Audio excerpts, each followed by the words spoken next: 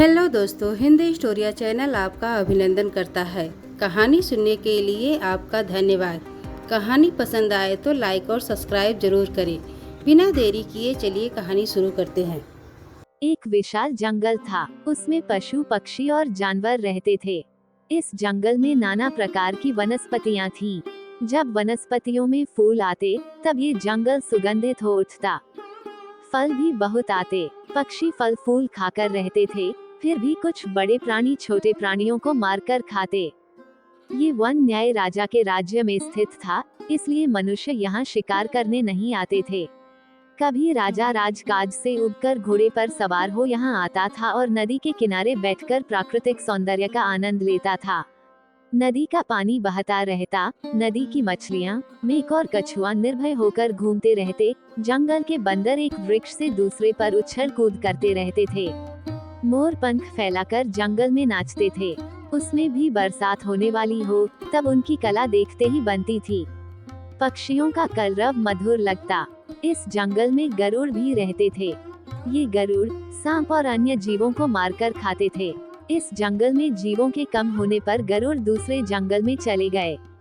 अब मात्र एक युगल ही बचा था। अभी हाल ही में गरुड़ी ने 2 बच्चों को जन्म दिया था। वे भी चले जाते पर छोटे बच्चों को लेकर कहाँ जाएं, कैसे जाएं? अब उन्हें बच्चे होंगे या नहीं, ये तो भगवान ही जाने। इससे पहले उनको 4 बार बच्चे हुए थे और चारों बार जंगल में आग लगी और वे बच्चे छोड़कर भाग गए थे। वो बच्चे दावाग्नि में जल मर गए थे। इस कारण इस बार जो होना हो, पर वो बच्चों को छोड़कर नहीं ही जाएंगे, ऐसा निश्चित किया था। गरुड़ गरुड़ी दाना पानी लाकर उन्हें खिलाते रहते। इस जंगल में फिर एक बार आग लगी। पशु पक्षी जान बचाने के लिए भागने लगे। उनका चीखना चिल्लाना मच गया। सभी पशु पक्षी भाग निकले। अब तो मात्र गरुड़ और गरुड़ी तथा उनके बच्चे ही बाकी रहे। गरुड़ गरुड़ी से कहता है, चलो हम भी यहाँ से भाग चलें। गरुड़ी ने कहा, तुम पागल हुए हो, कैसे भागें? हम भाग जाएंगे तो अपने इन बच्चों का क्या होगा? गरुड़ ने कहा, गरुड़ी, तुझे बुद्धि नहीं है। इस जंगल से सभी पशु पक्षी भाग गए हैं, केवल हम लोग ही यहाँ हैं। ऐसे समय में तो अपना अपना जीवन बचाना होता है।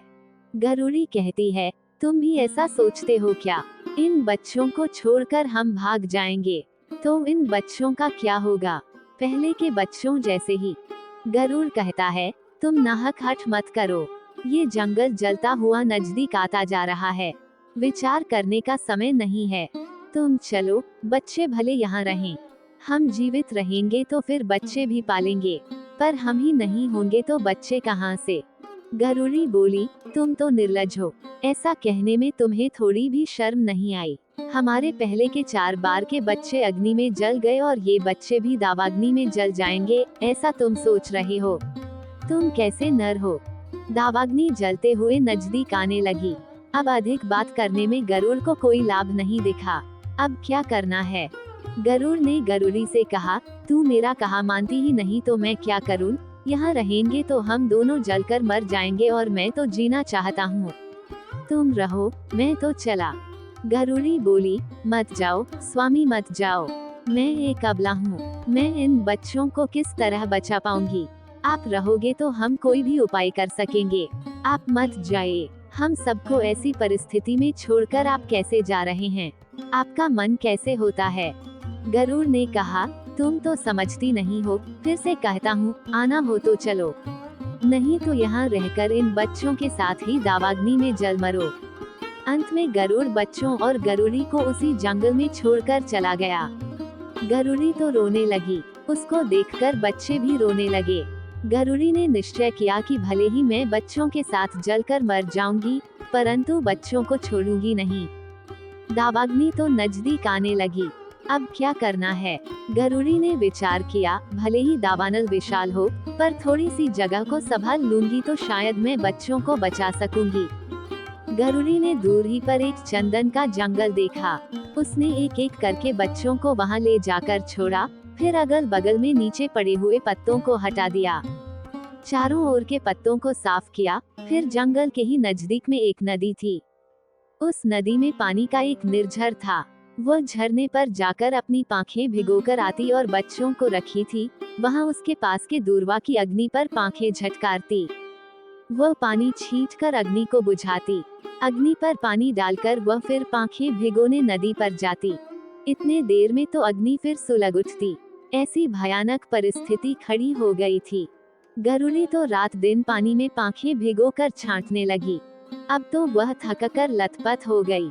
1-2 दिन के बाद दावानल शांत पड़ने लगा, फिर भी गरुड़ी तो पानी छींटती ही रही। एक बार वह पानी में चोंच डुबाकर आ रही थी, तब वह पानी के भार के कारण गिर पड़ी थी। वह जस की तसी पड़ी रही। काफी समय हो जाने से उसके शरीर पर चींटियां चढ़ गईं, फिर रात्रि के ठंडे प्रहर में उसके शरीर में चेतना आई। उसने आंखें खोलकर देखा तो वह नदी के निर्झर के किनारे पड़ी है। उसको जंगल के दावानल की घटना याद आई, बच्चे याद आए, परंतु अब जाए कहां, सर्वत्र अंधेरा व्याप्त था। उसको लगा कि बच्चे मर ही गए होंगे। ऐसा विचार करके वह रोने लगी। सुबह हुई, उजाला फैला और वह धीरे से उठकर चंदन वन में चली गई। तब उसने देखा कि बच्चे गर्मी के कारण औंधे पड़े हैं। उसको तो बहुत दुख हुआ। फिर उसने ध्यानपूर्वक देखा तो बच्चे सांस ले रहे थे। वे मरे नहीं थे। उसको पुनः आशा जगी। वो फिर से नदी पर गई और पांखें भिगोकर पानी ले आए और बच्चों की चोंच में डाला। शरीर पर छींटे मारी। थोड़ी देर के बाद बच्चों ने आंखें खोली। गरुड़ी तो आनंदित हो उठी। फिर दोनों बच्चों को पंखों में लेकर खूब प्रेम करने लगी। जंगल में खाने के लिए कुछ भी नहीं बचा था, फिर भी वे वहीं रहने लगे। नजदीक के ही छोटे बड़े वन में जाकर जीव जंतुओं को खाकर रहने के लिए वे चंदन वन में ही आते। ऐसा करके वे दिन बिताने लगे। अब तो बच्चे भी बड़े हो गए थे। वो गरुड़ी बच्चों के साथ खूब आनंद पूर्वक रहने लगी। गरुड़ का तो कोई पता ही नहीं था। बच्चे गरुड़ को याद भी नहीं करते थे। दिन बहुत अच्छे निकलने लगे। इस तरफ गरुड़ अन्य जंगल में आकर रहने लगा। वहाँ दूसरे जंगल में रहते हुए गरुड़ ने सोचा, वहाँ दावानल वाले जंगल में पड़े गरुड़ी और बच्चे तो दावाग्नि में मर गए होंगे, तो वहाँ जाने का मेरा कोई काम नहीं है। अब तो मैं अकेला पड़ गया हूँ। न तो मेरी पत्नी है, न ही बच्चे हैं, तो पूरी जिंदगी में अकेले कैसे व्यतीत करूँगा। इसकी अपेक्षा दूसरी पत्नी रख लूं तो और अच्छा।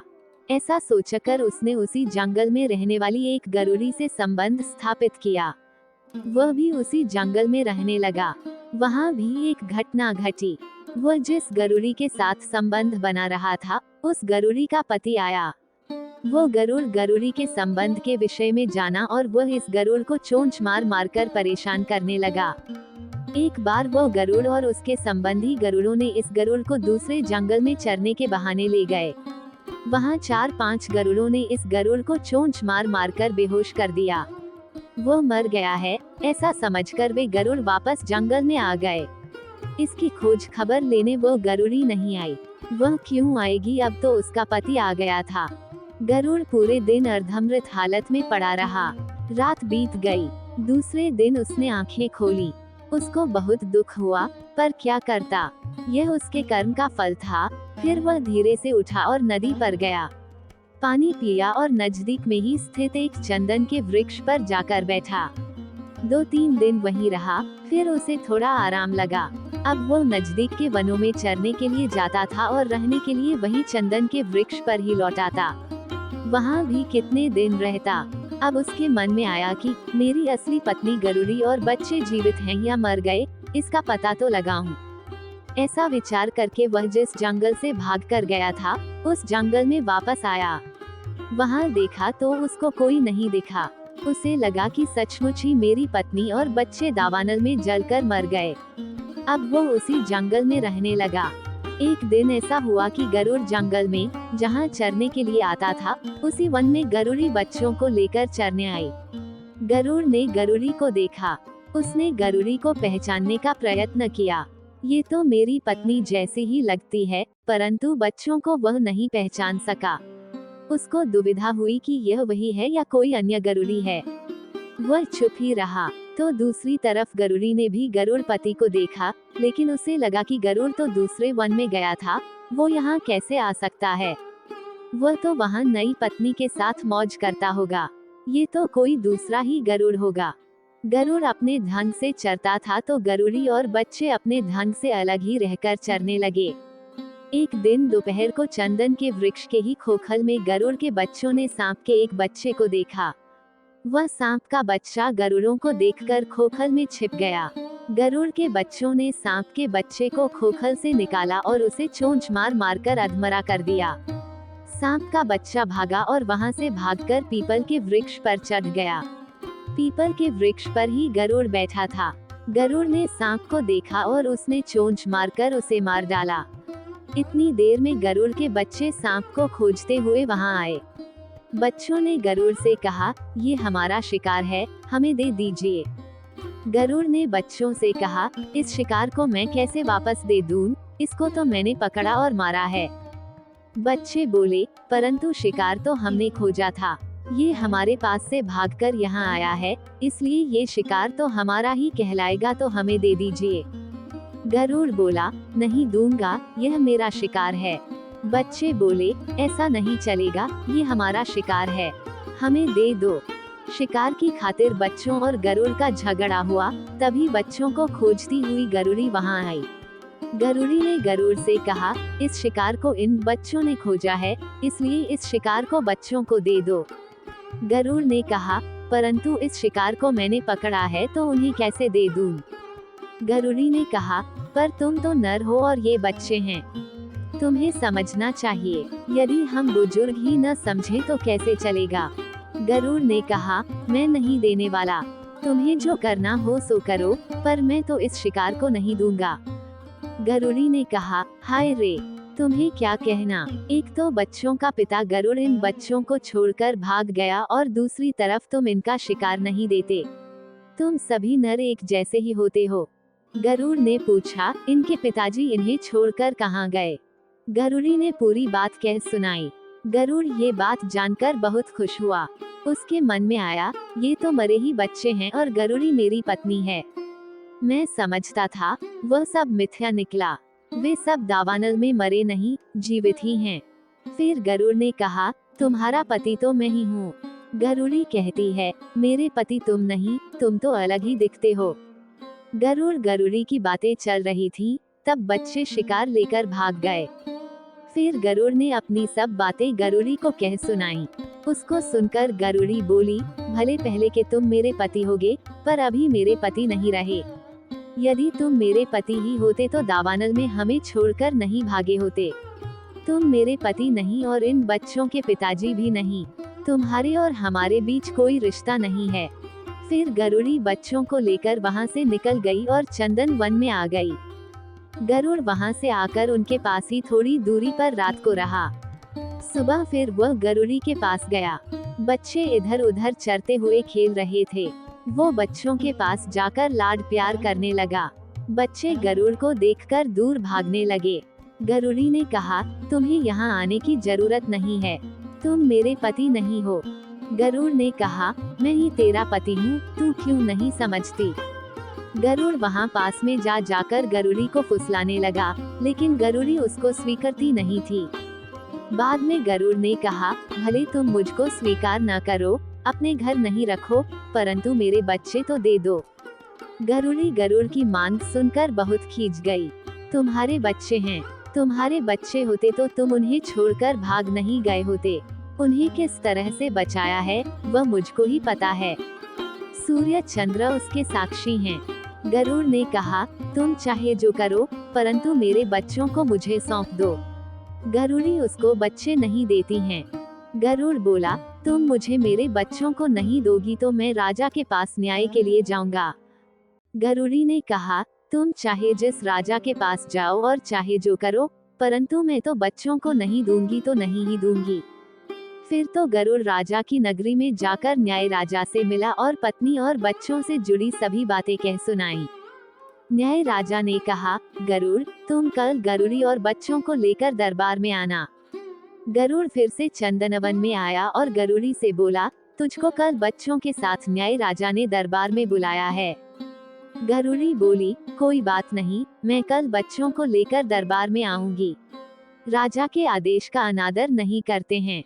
गरुड़ी ने माना कि यदि इतनी तकलीफें उठाकर बच्चों को दावानल से बचाया है और छोटे से बड़ा किया है, ये सब बातें राजा को कह सुनाऊंगी तो राजा बच्चों को गरुड़ को नहीं देंगे, लेकिन बदले में उसको दंड ही देंगे। दूसरे दिन गरुड़ी बच्चों को लेकर न्याय राजा के दरबार में गई। गरुड़ भी आया और दरबार लगा। राजा ने न्याय का काम आरंभ किया। राजा ने कहा, गरुड़ी, ये गरुड़ तेरा पति है। गरुड़ी ने कहा, मुझको पूरा विश्वास तो नहीं है, पर उसकी बात से लगता है कि वो मेरा पति होगा। राजा ने कहा, और ये बच्चे तुम्हारे हैं? गरुड़ी बोली, हाँ महाराज, ये बच्चे मेरे ही हैं। क्या गरुड़ी को न्याय मिलेगा या नहीं, इस कहानी को हम अगले भाग में सुनेंगे। आपका धन्यवाद।